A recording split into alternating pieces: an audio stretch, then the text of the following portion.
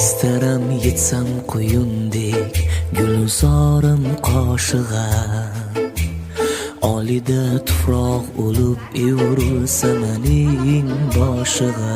Muhammad Bobur va Alisher Navoiy tavalludiga bag'ishlangan adabiy chellenjimizni boshlaymiz. Qani kechirishlar. Yaqinda biz bilamizki, Nizomiddin va Alisherning tug'ilgan munosabati bilan har xil tadbirlar o'tib boshlaydi va biz ham o'sha tadbirlarni yuqori saviyada o'tkazish maqsadida chellenjimizni e'lon qildik. Chellenjimizga keling, o'qituvchilardan o'zlarining fikrlarini va savollarini berib javoblarini olib olamiz. Assalomu alaykum. Assalomu alaykum. Keling, adabiy chellenj o'tkazayotgan edik. Savolimiz bor. Bobur so'zining ma'nosini bilasizmi? Menimcha she'r degan ma'no. To'g'ri, rahmat ustoz. Rahmat Sizlarga e'tiborlaringiz ustoz. Yaxshi, sog'ligingiz. Ustoz, yaqinda bizda qanday tadbirlar borligidan yoki qaysi tafakkurlarning tug'ilgan kunidan xabaringiz bormi? Xabarim bor. Buyuk Alisher Navoiy bobomiz tavalludiga bag'ishlangan bayramni bo'lishini xabar berdi. To'g'ri, ustoz, rahmat. Alisher Navoiy qachon tug'ilgan? Alisher Navoiy bobomiz 1941-yil Xivot shahrida 9-fevralda tavallud topganlar.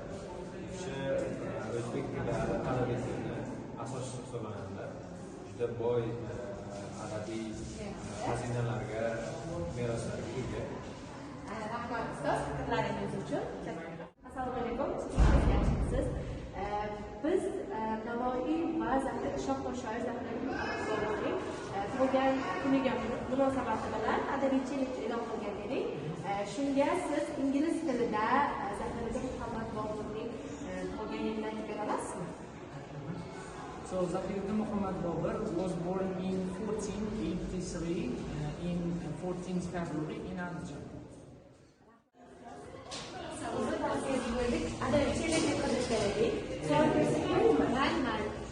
Zahiriddin Muhammad Bobur necha yoshida Samarqandni zabt etgan? Zahiriddin Muhammad Bobur 15 yoshida Samarqandni zabt etgan. Adabiy chellenj o'tkazishganlik savolingiz bor edi. Alisher Navoiyning hamsasini tarkibida bilamizmi? Hazrat Alisher Navoiyning hamsasini tarkibida 5 ta doston bo'lib, ular hayvonlar bor. Assalomu alaykum. Yaxshimisiz ustozlar? Adabiy chellenj o'tkazayotgan savolimiz bor. Xo'p. Navoiyning taxalluslarini bilasizmi? Albatta bilaman. Forsiy tilda Xoniyda, o'zimizning sof o'zbek tilimizda esa Alisher Navoiy, ya'ni Navoiy. Rahmat. Assalomu alaykum ustoz. Biz maktabimiz bo'yicha adabiy chellenj o'tkazayotgan edik. Mumkin bo'lsa siz bilan o'sha chellenjimizni o'tkazmoqchimiz. Biz bilamizki, Alisher Navoiy tavalludiga hech qancha qolmadi. Alisher Navoiyga bag'ishlangan Alisher Navoiy ijodidan g'azallaringizdan aytib bering. Alisher Navoiyning g'azali.